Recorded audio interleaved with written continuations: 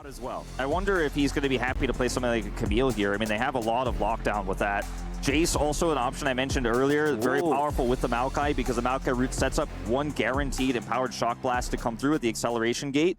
Very, very strong into a matchup like the Jax as well. If played carefully, if played correctly. Similar to Gragas, you can, if you are in hammer form, just knock the Jax away. Play defensively up there. The Maokai is going to have a lot of power in this top jungle duo.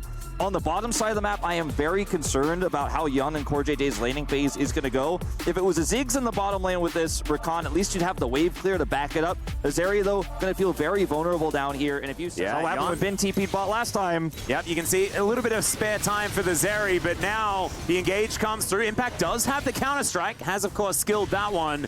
As Gumayusi able to come on over, does pick up the turret aggro. They need to try and get this kill. As Guma goes down low, there's the flashes. Zenith Blade doesn't work. Core comes in. That is still first blood going over to Gumayusi, but can he keep himself alive? As CoreJJ's got heal, he doesn't have the ignite. Never mind, there's the general. And they even out the scoreline. And now Carrier, I don't know, guys. I think he might be dead. He's kind of on the wrong side of the map, and he's trying to run his way out. Zeus has to back, does have teleport here. Carrier definitely going to go down. A huge win here for TL. Ultimately, great flash of the Q by Impact. Buys just enough time. Everybody's so low on the side of Team Liquid. What they did... Yes, lane swaps are being nerfed. It's not the right way to play the game, but you can hide your bottom lane in this matchup and make things really lopsided, just like this as the buffer comes in from the Arcane Shift, but that means absolutely nothing. CoreJJ able to get his way out as Carrier wants to try and get something started. Look at the roses here for Team Liquid, but really great for the Zeri.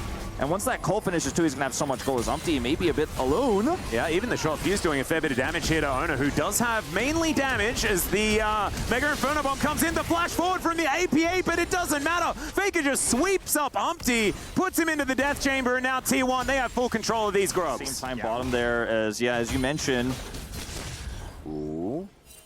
Okay, will Impact move up further than he should, as they know Umpty is here as well, as there's the counter-strike. They start this one off. Nature's Grasp comes down. Glacial Prison comes in as well. Impact, the first one to be focused. The Permafrost comes in. Umpty not able to actually finish off the kill as APA. He turns up Mega Inferno Bomb, and that's going to be the kill for the Ziggs. Ona looking to run away. The short fuse. There's the satchel charge, and he closes the distance, and there goes the tree. Faker 1 versus 3, and even though these health bars are low, I don't know whether he's going to be able to take anything here. Right? Like, this is what this composition is so incredibly good at. It's utilizing these early spikes.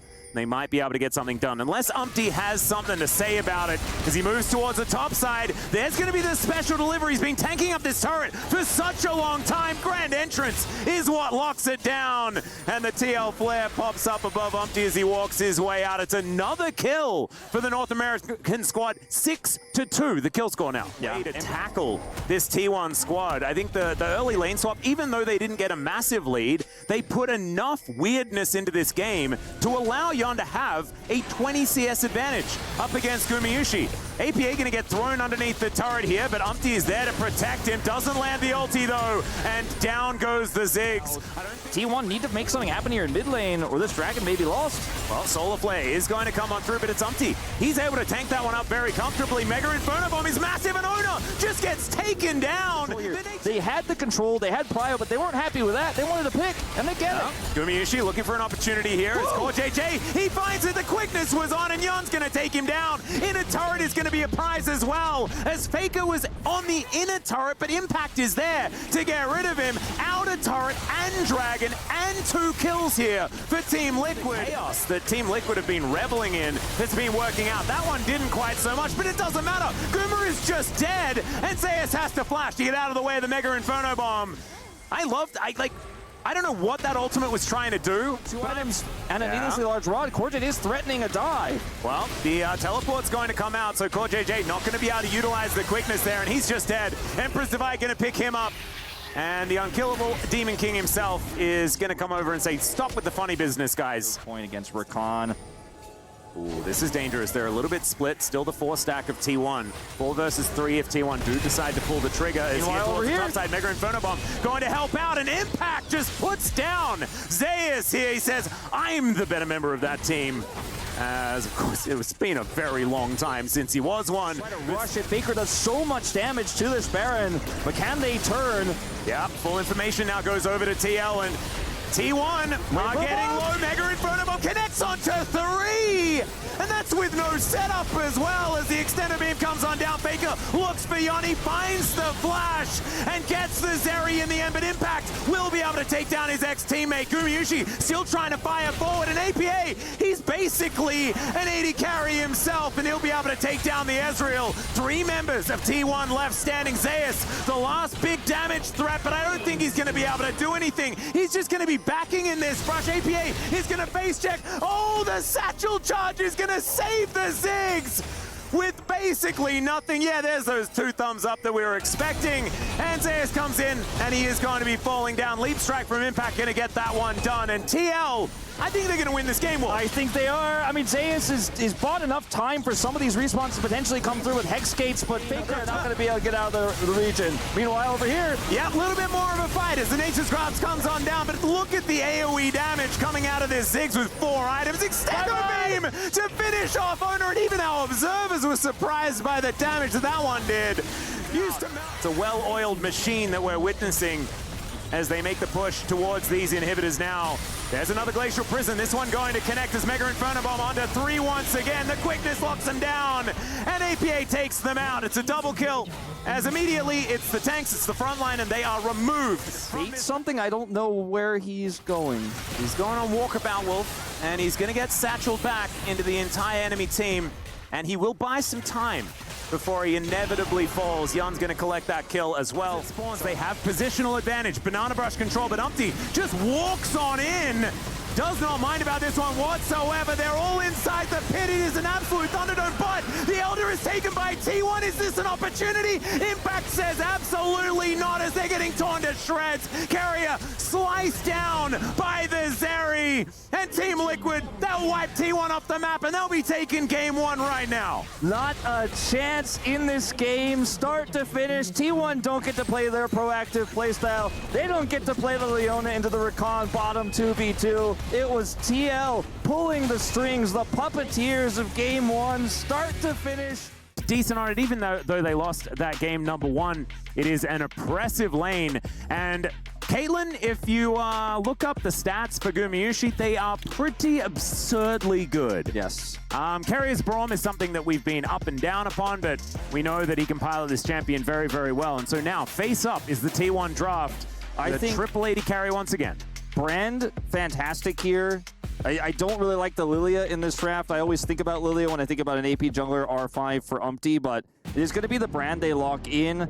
Karthus, I think, is a little bit risky in this draft because there's so much explosive damage, so much 80 carry damage here for T1. Range, yeah. And the range is a big problem. The engage range with the Sejuani too. So Brand feels a lot safer and a lot more... Crudcamp pretty quickly, but doesn't see that Ona's moving on in. His top lane in a whole host of trouble. There's first blood going over to Zeus as the turret is going to be tanked here by Ona. Umpty wants to get a little bit of extra damage, but he doesn't have the spells, and it's a double kill for Zeus. They get 1 back as a consolation prize, but Wolf, are we signing the papers? What's happening? I mean, I'm almost ready to at this point as Faker. Yeah, Faker and APA just always fighting here in the mid lane. So he's going to stick around. He may be in trouble now. Yep, JJ making his way over. There's the flash shield of Daybreak, but Faker's going to buffer the Buster shot so beautifully, and Ona is here as well. JJ could be in trouble. No flash up and available, and he has a blast cone. We'll see whether that's going to be enough, but nope. That is going to be concussive blows coming through. Carrier even has the door to make sure they don't take damage from that. Needs to be so careful. Ona here towards the top side as well. Everyone on TL is in so much trouble. That was a decent dodge there as Yun not going to walk in to the Glacial Fissure. True Shot Barrage looking to be traded as APA moves towards the bottom side. Yun is so low, and APA, he's just going to explode. Faker's in there, Carry's in there, and there's JJ trying to Hex Flash his way to safety. I don't think even the Eclipse can save him from this one, though, as Gumayusi almost dies to minions, but he's able to move himself out of the way. And taken game number 1 personally here as Yun going to get pushed away. Zeus comes in, and Yun's like, I thought their AD carry was a Caitlyn. He's not. Oh, well, he is. But it's also a Zeri coming from the top side of the map, and JJ once again finds himself underneath the turret with kind of nowhere to go. Winter's Bite is going to miss. More kills, more is plates. waiting for the minions, and I think this Leona is just going to go down. Solar Flare is a lot of extra value, and Zeus, he will die. 600 gold goes over to a Leona. But T1 in full control right now. You can see Impact is pushing topside, is Shadow, but Yun's in trouble. Dear. Yun is just going to get prisoned and destroyed. Able to give a good old thumbs up before that one, is now TL looking to try and counteract the play. Let's see whether Impact can find anything. The all-out does go down onto Ona, as the ultimate from Carrier is pretty good there as well to keep them at bay. Impact is getting lower and lower as Gumayusi is firing shot after shot. Ona looking for Impact, and we'll be able to find the Winter's Wrath. Yun moving up as well, and the brand is still lurking. Now going to be following these minions forward. Can this flank angle actually work out as Yun has to get himself out of the way? Teleport to come in from APA as well as Zeus going to get slowed down, and he will pop like a balloon. And that's good talking about there, Wolf, because that could have been a much larger shutdown if it hadn't already gone over the core. Didn't quite know where everyone was because there's a Rift Herald destroying the inner turret in mid lane, and TL seem unconcerned about that particular eventuation. It's going to be Umpty going down though, and T1 are winning on this side as well. Core JJ takes down Ona, but T1 are still on the offensive. TL get towards the inner turret. Not looking to make his way in though. Core is there as well. And Zeus, it turns into 1v2. He flashes forward. APA will go down, but it'll be a trade as the Zenith Blade max range will help lock down Gumayusi. TL, they ain't going down without a fight, but it's still not looking too great. Lining the choke as Teleport actually going to be invested here from Zeus. So T1, they want to lock down this Baron now. Looks like TL should be able to get themselves in here though, so at least it could be an opportunity. Flash available for Umpty to get into the pit. Let's see whether the General can be the hero. He flashes through, but he's unable to lock it down, and now T1 are going to get their team fight. Already the brand is being taken out. Core JJ so low, but there's the all-out from Impact, and Yon over to the side. Zeus, the last man standing really here as far as the damage is concerned. That was obscene from TL. True shot barrage straight into a door. And Faker wanting to take down this inhibitor. Oh my goodness. Okay, Zeus, I'm not sure about that one, but he takes down the brand. And there goes another one as well. They get the shutdown, but is it going to be worth it? His Impact is a brick wall, and he's going to be able to take another one. Yun chasing after Faker. He is rocket jumping and blast coning, and will be able to get himself out. But again, it's TL winning the fight. Yeah, let's see if Yun can catch Faker here. It looks like he's not going to take the chance. Doesn't have flash. It's to 0. That's the massive gold lead. Oh, yeah. But with bounties up, if they start to take some of them, it could really swing back as the Glacial Prison. Not a whole lot of follow-up here as TL are going to stand their ground for the moment. Zeus pokes his head out as now Faker thinks he's found Yun, but he does have the Arcane Shift to get himself out of the way, and now Zeus, we're going to chase after Impact. Umpty going to be the one corner though, and Zeus takes him out. Oh, the brand is a big part of the damage profile here for TL, and now Core JJ, the next one that's going to be taken out. They're falling like dominoes, just one after the other, and right as I was talking about it, the window's back in here for TL between, as we like to say in the LC game, between a rock and a hard place. You're going to either have to defend your base, but you got to stop this Baron. You can't do both. Yep. And it's a very precious rock and a purple place in this game, Wolf. That's where they find themselves. And T1, they kind of want to win a fight. Is Carrier going to go down first? There is the passive being procced, but look at this. I mean, Zeus is just in there. Impact goes all out, but he will be dead. Or out of there. Yeah, there he goes. Explodes in a fiery explosion of cinders. That is going to be the second Nexus of the series going down, but it's one apiece after game number 2. And you know what? We got to see TL play their game in game 1. The Ziggs, absolute control with the lane swaps. T1 plays their game in game 2. And we doubted it last time. We saw some lane swaps, but it worked incredibly well. Let's see what the game plan is going to be here for T1. Sivir Ashe is another pick duel that they played before, actually, and they're going to do it again. So it was the right idea that we were having, of course, with Carrier playing the Ashe in the support role. We know him as probably the best Ashe support in the world, and was for a very long time. It was a little bit sad that it was Beryl that got the Ashe skin in the end, but you can't have everything. I mean, still, this is absolutely terrifying and should have a lot of control on that bottom side if it is going to be standard lane. They had so many different things they could have played with this Ashe. This is why Ashe is basically permaban domestic. Coming for him. So I want to talk a little bit. Okay, we're going to maybe have something occur here. Impact is very good at wave clear. That's one of the good reasons to pick Udyr in this situation, because his wave clear in a lane swap is pretty fantastic. As meanwhile up here, Zeus in a bit of trouble. Yeah, Umpty's already rotated up. There's the Bramble Smash as he flashes away, and that is first blood clean dive from TL. Huge win for them. They should be able to grab some plate gold here, as Zeus is going to teleport back to the lane, but not in time, and they may just go for it again. Yeah, round 2. That's going to be CoreJJ taking out the turret this time, and Zeus straight out of the Death Chamber, straight back in, and the juggle is beautiful. Thanks for plus. Unfortunately, going to find out that there's a whole bunch of bad guys there. Yon having to dash without being able to go through a wall, and there is a cleanse, but it doesn't quite work out. Phenomenal spell shield here from Gumayushi. Tribrush reward that T1 does have, the control that they can pick up there as Umpty sees that ward going over. We'll be able to get it down there as okay. There's a grand entrance. Ona going to be the target as cease and desist comes in, but I don't think they're listening to him. Yon's going to take him out. The Grub's getting involved as Gumayushi. He does have On the Hunt running, but APA's diving in. He finds the Buster Shot, sends the Sivir packing, and that's a double kill for the Zeri. TL back on top. Made it to the turret. Seismic Shove is decent as APA is going to get pushed away. And now Ona, he's going to move on up. So he gets into the brush. Let's see what APA can actually get done here. As there's the Buster Shot. Cease and desist comes down. Faker still going to throw out some rocks here. And APA just being a bit frustrating, buying some time. Once the minion wave is going to get a bit of it before he's punched to death by the Vi. Looking at there to the left, Yon and APA are still sitting very much at the top of the table when it comes to that. So in a straight up 5v5, these 80 carries feeling pretty happy, sitting on their core items for the moment. And this turret, maybe not long for the world, as APA, he's just going to teleport in to try and help take down Zeus. He was tanking up the turret, but Zeus is very, very dead, guys. They find a weak point, they abuse it. The sidestep's good too, as Ona moves on in. Impact going to, almost avoids the Seismic Shove. Cease and desist with the help of the turret. He's going to come through, and he is not that tanky. Ona in the same position, though, as the explosive charge goes off. Another Seismic Shove from Faker, but it's a 1-for-1 at the same time, even though that stun from the arrow lasted about 400 years.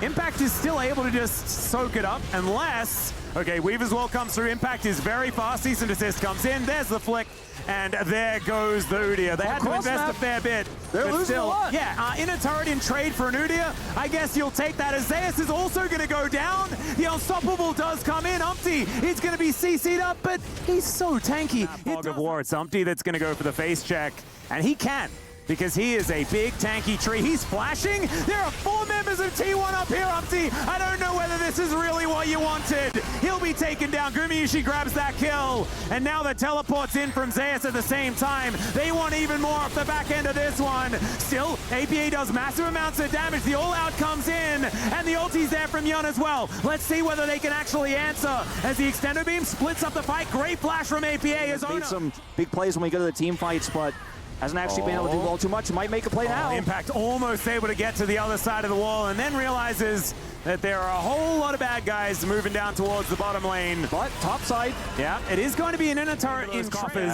And now we're going to have very even team fights moving further forward. Baker does have his Weaver's Wall here, so TL need to be super respectful. This is still a Vi composition. Yeah, Umpty could once again be in trouble. Seismic Shove almost pushes him back over the wall, and there's no response because the wall cuts off the rest of TL. Umpty, we've seen this before, but from the extendo beam, as Faker's going to be able to clear out the Rift Scuttler. Baron now back on the table, and TL, they still have so many tools, right? Tristana and the Zeri is so much DPS in these fights. They need to get themselves together as the Weaver's Wall comes on down. There's a huge pushback from Zeus, who's in amongst 4 people right now. Gumayushi, the only one there to back him up, and they want to take him down, but they're not going to be able to do so. Cease and desist comes in on top of CoreJJ, and then it's Ona that's out once again. APA torn apart at T1.